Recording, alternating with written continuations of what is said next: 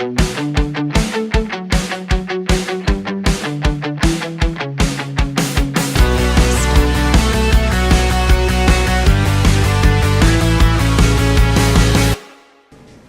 up, YouTube? Now that we're starting the school year again, we're at the end of the month of September, and we're going to start to do our first probably bits of assessment and tests and quizzes and stuff. And with that comes review games. So I want to talk about our next guild battle, and that of course is probably one of my kids' favorites and simplest to apply. You could literally watch this video, do it tomorrow, and that's called Tumbling Tower. So let's go ahead and check out how to play.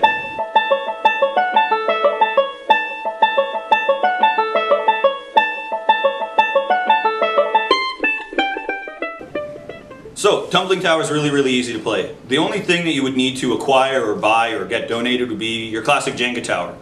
And what I prefer, actually, when I bought my Jenga tower, I went and bought the one that was Jenga Tower Rules because it came with these little markers. Now, that was just me being picky, but you could literally use a Sharpie or anything. So, you set up your Jenga tower as you normally would, and you have your Jeopardy trivia the same way that I've been kind of explained in other guild battles. So, here's where the twist comes in. What you do is you get the kids to pick a trivia question and answer it. Once they answer the trivia question, they do not get the points until they successfully pull a brick from the tower. So, following classic Jenga rules, not being able to start a brick and put it back and all those different kinds of things, the kids have to remove a single brick from the tower, put it back on the top in order to award their points. However, this is where gamification comes into play, and what you want to do is you want to add the element of randomness. The element of randomness and unpredictability is a huge thing, one of our core drivers I mentioned earlier. And kids are a huge fan of the fact of having kind of this great equalizer. So you might pull a brick that has a specific rule or something. So underneath certain bricks, not all, I write in marker a certain rule to apply for their next pick. Or they get additional or less points for their current pick. So you're going to want to create some rules and things like that. So one of the rules I have is the mute brick. The mute brick makes it so that you can't speak for the duration of the game. If your guild is caught speaking, verbally of course, they are penalized 50 points.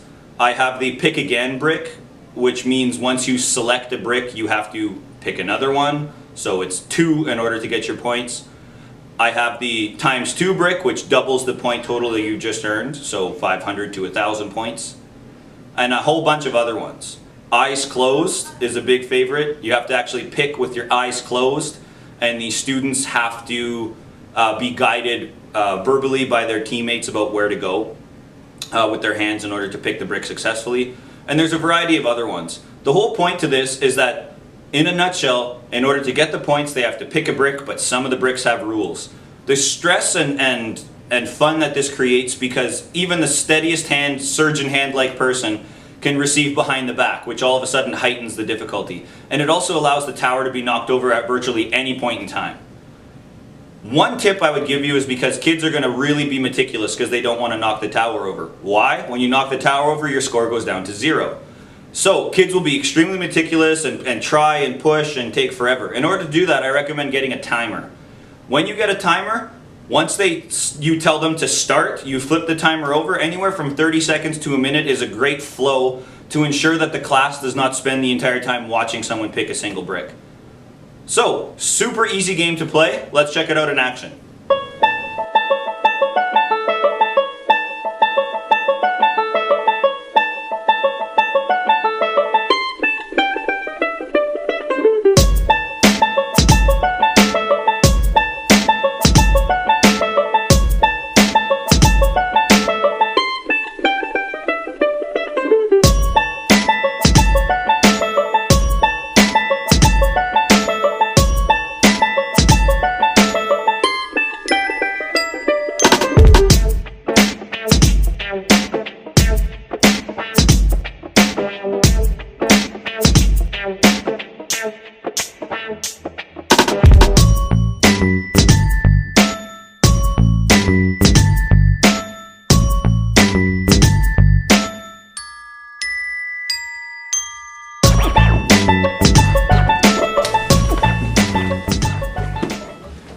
difficult.